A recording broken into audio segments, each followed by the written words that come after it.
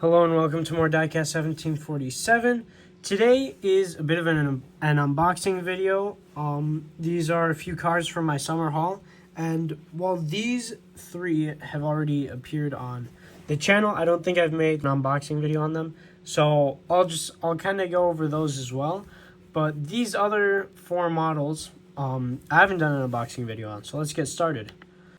So these three that you see here are a few Tarmac works. They're Ferraris. This first one is very special. It's a Ferrari 488 GT3. So the GT3 racing version of what would be the road car, the 488 GTB.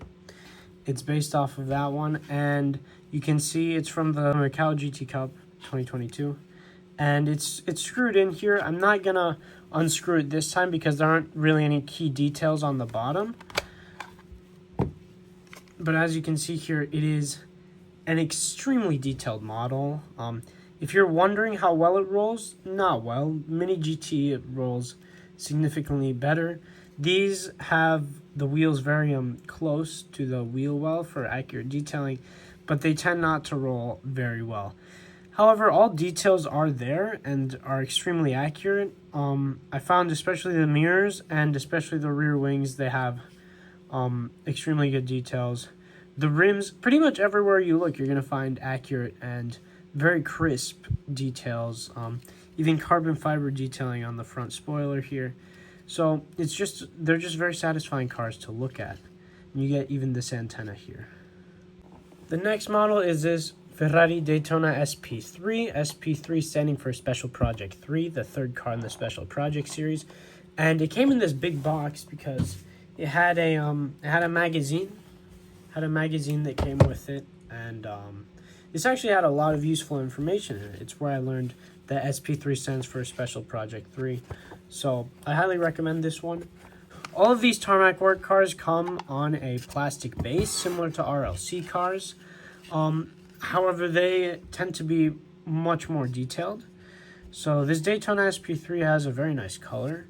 It has all the accurate details, even paint on the mirrors, so that you can like get that kind of mirror finish. I really like the rims on this one. They even have the brake calipers on there. I feel like, yeah, there's even little mini brake calipers so that you can see. And the interior just is probably my favorite part of this car. The blue seats with the Ferrari logo on the seat belts. That's just really excellent. Yeah, it's an admirable car. This one has a V12. It's very impressive. This last one is by far my favorite one. It is the Ferrari 488 GTE, which differentiates itself from the GT3 because GTE stands for Grand Touring Endurance. It's been replaced by LMGT3. This is WEC. It got replaced by LMGT3 quite recently, but this is probably my favorite racing livery ever. You'll notice most details are the same as the 488 GT3, but there are a few minor differences. Namely, there are two antennas instead of one. I noticed, I don't remember if it was this part of the wheel well that was different, but there are a few differences. Even the shape of the rear wing is slightly different. Because remember, these are different rule sets than GT3. Even if the cars have the exact same shape, there would be different balance of power regulations. So it's important to keep that in mind when purchasing these models. Is it exactly the same? Is it worth getting? For me, it is, just because the livery is so different and because it's a different racing series. But it's always important to investigate what you're buying when it comes to diecast. And yeah, this is also the same on the GT3 car, but the engine bay with that V8 there is well detailed as well. All right, so time to move on to the other models. All right, now we move on to some things that I actually have to unbox. I'll be seeing these BBR models for the first time. While I've already unboxed this MiniGT Roxy here, I'd just like to show it on the channel because it's an exceptional model. But yeah, let's start with the BBR models. In case you didn't know, BBR is an Italian brand. They make only Italian cars in diecast, and they do all sorts of scales, like 143. They do 118, all the scales pretty much, and even 164. And for their 164 scale, they as far as like development for this, like the castings goes, they actually partnered up with MiniGT, which is why they're so beautiful. And I actually like them better than MiniGT. But yeah, it's time to open up this Maserati MC20. A few cool details on this box is that there's like ghost lettering right up here. Obviously, this is licensed. So yeah, and then other than that, that's about it. But the main thing with this packaging is that it's very, very easy. You literally just slide it out, and you have the car in there. Oh my gosh, it looks so cool. I'm excited. Okay, let's look at the model. It's actually quite beautiful. Like when I say quite beautiful, I mean like quite beautiful. I was skeptic of this livery here with the with MC20, but it looks really good in person. And I mean, on a Hot Wheels, I would be, I don't know, this livery. I feel like with execution, the Hot Wheels generally does, this livery would be quite interesting. But just with all the beautiful details that the BBR has, like look at the carbon fiber on the back here. It is so impressive. The tiny lettering that says Maserati on there, it's so impressive. And the wheels are just done perfectly. This rolls quite well, unlike the Tarmac works, and I would say it has the same level of detail. Wow, it's really cool. Yeah. The MC20 is a really beautiful car. So, yeah, I will show you all the angles here, and we'll move on to the next one. I could spend a long time looking at this, and actually I will. But for the purposes of this video, we will move on to the Alfa Romeo next. All right, next one is the Alfa Romeo Giulia GTA.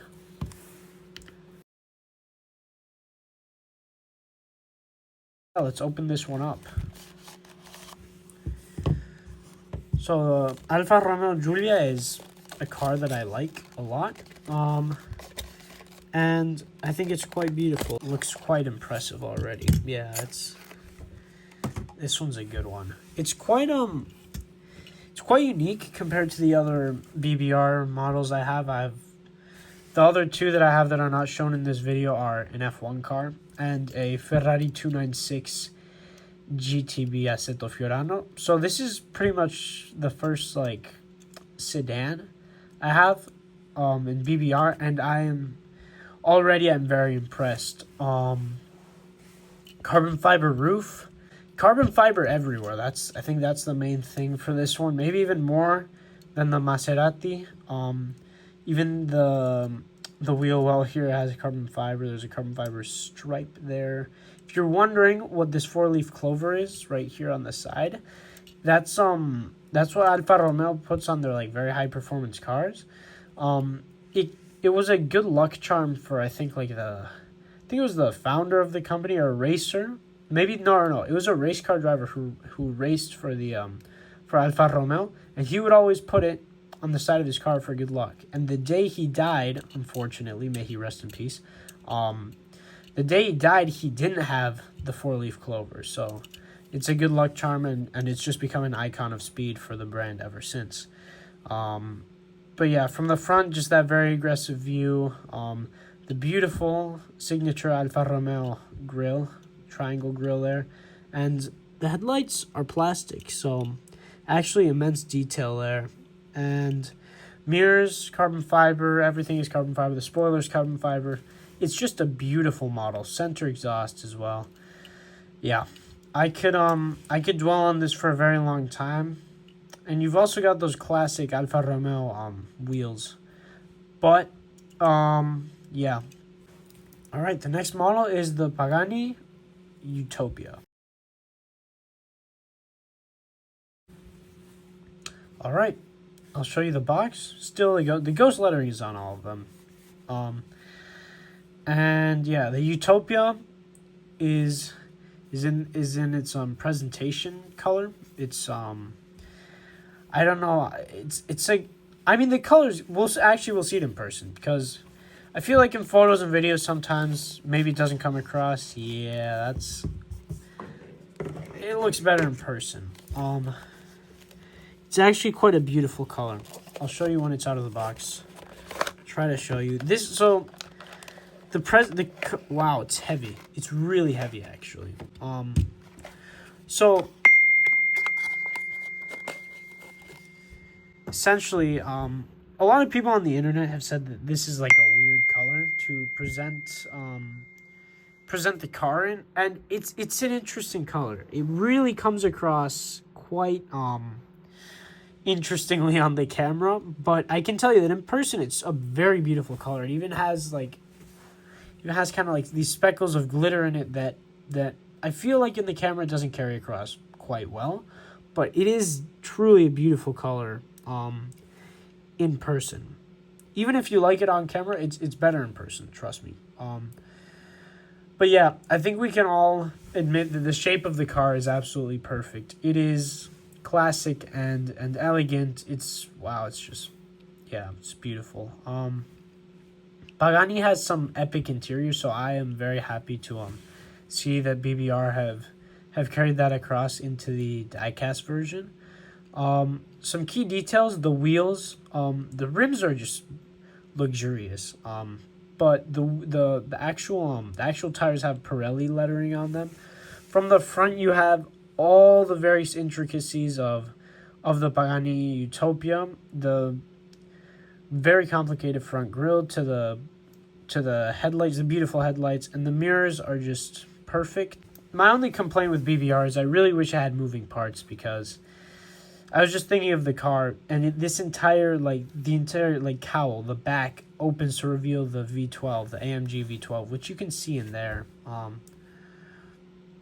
kind of, but it's just it's quite an excellent car, and yeah, overall I'm very pleased with these models. I think they're very much worth it. Yeah. They're superior to Hot Wheels in every way, that's for sure. They're just something special. I still love Hot Wheels, I still love collecting them, but there is just nothing like this that Mattel can offer for now. Especially price-wise, they're more worth it than RLC. But yeah. So that's the Pagani Utopia. Alright, last car of the video. One that's very exciting. The Porsche 911 GT3R, also known as Roxy. There was a Hot Wheels chase of this, which I was fortunate enough to find. It was crazy how I found that one, but I do have to report that while the Hot Wheels version is way more rare and expensive to find on the internet, the MiniGT version is just the better model overall. It's funny how all the hype that the car created, like the chase, it's funny how all the hype surrounding the chase also translates into the price, even though this one is the superior piece of diecast. But I still wouldn't trade my Hot Wheels chase for a MiniGT Roxy. Anyways, I do love Hot Wheels, but this is still better. Yeah, it's really nice. All the details are complete. That's for sure. MiniGT does a very good job with their licensing, so they can put all the little intricacies, all the sponsors, and yeah, it's really quite almost shocking how amazing the details are with MiniGT. Well, some key details here is that, I mean, one of my favorite details, it says Michelin on the tires. Obviously the roll cage inside is beautiful. The rear wing is also quite excellent. And okay, probably my favorite detail is this here, because in aerodynamics, the air is coming, right? And the air goes through here, right? Into the mouth, if you will, of Roxy. And it goes through a radiator, and it comes out through here. And you can actually see it. You can actually see it. The little, like, radiator there. Oh, that's the opposite of what we want. We want this. You can actually see it. That little piece there is where the air, like, passes through, which is just fun to see. Instead of it just being a black piece of plastic, which is way easier, it's the radiator. They detailed it and everything. So I'm proud to own this. that's the effect that it creates, honestly. When you have these detailed pieces of diecast, and especially when I can show them to you on a YouTube channel, you say, wow, I'm extremely lucky to own this. And all of these beautiful pieces of, I would even say, artwork. I consider these artwork. They're quite they're just excellent. You know, they're very detailed. I mean, there's nothing I could really say except for like maybe a few moving parts here and there on a few of these models, but it's really quite impressive what you can do with a piece of 1/64 diecast. So yeah, that'll be the conclusion for this video, I guess. Thank you so much for watching.